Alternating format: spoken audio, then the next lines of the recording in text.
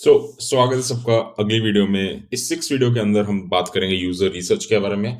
हम देखेंगे कैसे यूजर रिसर्च आपकी हेल्प करेगी यूजर को अंडरस्टैंड करने में, और कैसे आप यूजर रिसर्च के थ्रू ये पता लगा सकते हो कौन से फीचर पे एक्चुअल काम करना चाहिए और किस पे फीचर पे काम करना का कोई पॉइंट नहीं है। ठीक है, तो यूजर रिसर्च के बारे में जब भी हम बात करते हैं, ठीक है, तो सबसे पहले बात ये अंडरस्टैंड आपको करनी जरूरी है कि आपको यूजर से बात करनी पड़ेगी। ठीक है, आप ये जूम पे कर सकते हो, इन पर्सन कर सकते हो, या फिर कॉल पे भी कर सकते हो। बेटर ये होता है कि आप इन पर्सन करो, ताकि आप यूजर की लोकेशन, अंडरस्टैंडिंग प्लेस को भी समझ पाओ। ठीक है, अदर फैक्टर्स जो होते हैं वो काफी हेल्पफुल हो जाते हैं। ठीक है, तो लेकिन यूजर रिसर्च के अंदर ये काफी इंपॉर्टेंट रहेगा कि आप जब ये यूजर रिसर्च कर रहे हो तो आपके यूजर को या फिर आपका जो एंड यूजर है उसको इस रेलिवेंट इंडस्ट्री के अंदर एक्सपीरियंस हो। ठीक है, थोड़ा सा एक्सपीरियंस हो ताकि उसको पता हो कि वो क्या बोल रहा है। ठीक है, अगर आप ऐसे किसी पर्सन के पास जाओगे जिसके पास एक्सपीरियंस ही नहीं है तो फिर आपको फॉल्स रिजल्ट्स मिलेंगे, जो कि सही नहीं है। ठीक है, तो मैं इस वीडियो के अंदर एग्जांपल लूंगा हमारे सॉफ्टवेयर प्रोडक्ट का, इंडिफिन का। ठीक है, जो इनवॉइसिंग सॉफ्टवेयर है, हमने जब इसको बनाया था तो हमने एक स्ट्रैटेजी अप्लाई की थी। ठीक है, वो स्ट्रैटेजी के अकॉर्डिंगली हमने ये स्टेप्स फॉलो किए थे। मैं एग्जैक्टली सेम स्टेप्स आपको बताऊंगा और एग्जैक्टली आपको क्वेश्चन दिखाऊंगा जो हमने पूछे थे यूजर से, ताकि हम अपना प्रोडक्ट डेवलप कर सकें। ठीक है, और ये प्रोडक्ट डेवलप करते टाइम हमें काफी कुछ रियलाइज हुआ था कि how industry needs which kind of software. ठीक है, तो यूजर के क्योंकि नीड्स जो होती हैं वो तुम्हारी एक्सपेक्टेशन से काफी अलग हो सकते हैं, ये बहुत इंपॉर्टेंट है। और हमने इसमें यही डिस्कवर किया था। तो without any further do video पे चलते हैं और देखते हैं क्या, how do you do this thing. ठीक है, so we are back on video number 6। Let's move ahead, और हम बात करने वाले हैं इंडिफिन के बारे में। ठीक है, इंडिफिन, if you don't remember from the previous video, हमने पिछली वीडियो में भी देखा था, एक इनवॉइसिंग सॉफ्टवेयर है। मैंने आपको डेमो भी दिखाया था। ठीक है, अगर आपने पिछली वीडियो नहीं देखी है, please make sure that you go on the previous video पहले एक बार, और then come to this one. ठीक है, अब बात करते हैं कि हमें यूजर रिसर्च करनी क्यों होती है। ठीक है, drives change and product direction. Product की डायरेक्शन को सेट करना बहुत जरूरी है। ठीक है, आपने प्रोडक्ट बनाना शुरू कर दिया लेकिन उसका डायरेक्शन गलत है तो आपको वापस आना पड़ेगा। ये फैक्ट है। ठीक है, हार्ड रियलिटी है। ठीक है, क्योंकि अगर आपने यूजर रिसर्च नहीं की है तो आपको पता ही नहीं चलेगा कि एक्चुअली यूजर को चाहिए क्या। Open new horizon for innovation. कभी कभी क्या होता है कि आपको पता नहीं होता कि यूजर को क्या फीचर चाहिए और आप उसको इग्नोर कर देते हो बिल्कुल। ठीक है, तो यहाँ पे आप गोल सेटिंग कर सकते हो और आप बता सकते हो कि यार कौन सा फीचर एक्चुअली मैटर करता है और कौन सा फीचर एक्चुअली मैटर नहीं करता। ठीक है, provides a context and understanding. ठीक है, कंटेक्स्ट सेट करने के लिए कि यार मेरे जो सॉफ्टवेयर है, ठीक है, वो क्लासरूम के लिए बना है, ठीक है, या फिर वो शॉप्स के लिए बना है, या फिर वो मॉल्स के लिए बना है, तो आपको कंटेक्स्ट सेट करने के लिए यूजर रिसर्च करनी बहुत जरूरी है।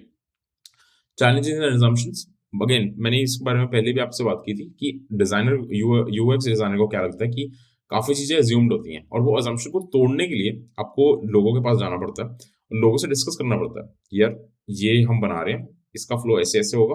एंड कभी कभी क्या होता है कि वो यूजर को पता होता है कि यहाँ पे इस स्टेप के अंदर ये चीज नहीं चलने वाली, तो वो आपको पहले ही वार्न कर देगा, तो अजम्पशन आपकी टूट जाती है। ठीक है, और चेंज कर सकते हो आप। Supply solution for disagreement and point of view. ठीक है, तो आपका पॉइंट ऑफ व्यू और किसी और का पॉइंट ऑफ व्यू अलग अलग हो सकता है, तो अब इसमें लड़ाई की कोई बात नहीं है, लेकिन आपको ये पता होना चाहिए कि एक्चुअल किसका पॉइंट ऑफ व्यू सही है।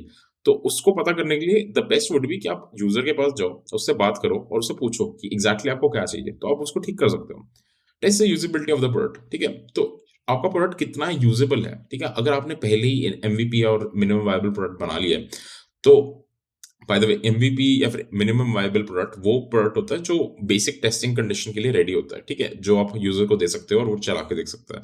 तो अगर आप उस स्टेज पे पहुंच चुके हो तो आप उसको यूजर रिसर्च को दोबारा करोगे, ताकि आप एक्चुअल कस्टमर पे टेस्ट कर सको कि दिस इज रेलिवेंट इनफ और नॉट। ठीक है, तो ये काफी इंपॉर्टेंट है। अब हम बात करते हैं कि हम इसको करेंगे कैसे। तो हम इसको करेंगे one on one user interview से। ठीक है, मतलब वन ऑन वन का मतलब ये है कि आप बेसिकली फेस टू फेस उसको मिलोगे और उसको इंटरव्यू करोगे। और करेंगे कैसे? स्क्रिप्ट के साथ। ठीक है, अब स्क्रिप्ट कैसे लिखनी है वो मैं आपको बताता हूँ।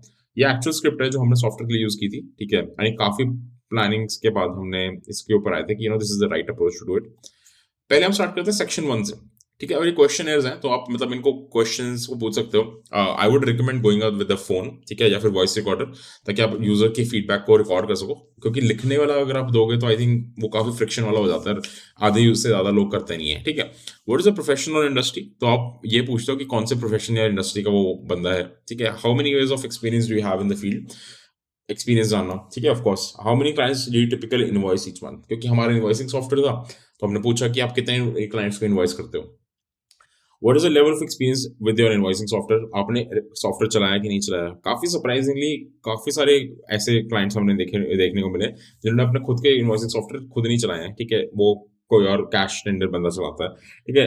टैक्सीज तो चलो वो तो बहुत ही दूर की बात हो जाती है, ठीक है, लेकिन उनको अपने खुद के सॉफ्टवेयर के साथ इतना एक्सपीरियंस नहीं था क्योंकि वो थोड़ा मुश्किल था, ठीक है। What software tools do you currently use for invoicing and payment, ठीक है। टिपिकली कंपटीशन को अंडरस्टैंड करने के लिए पूछ लेना चाहिए कि आप अभी क्या यूज कर रहे हो, ताकि आप कंपटीशन से थोड़ा इंप्रूव प्रोडक्ट बनाओ।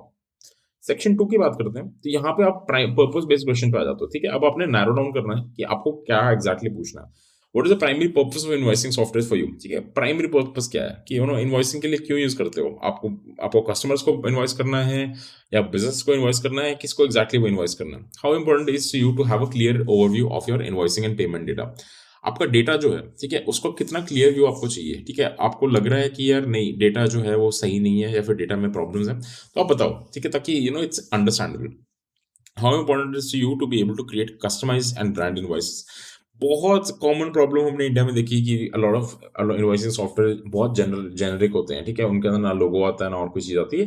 एंड आरबीआई की गाइडलाइंस के थ्रू ये हमें पता चला कि लोगो लगाना, जीएसटी नंबर लगाना, एड्रेस लिखना काफी इंपॉर्टेंट है। तो we found that is a very big problem, ठीक है। How important is you to be able to receive payment directly through the invoicing software.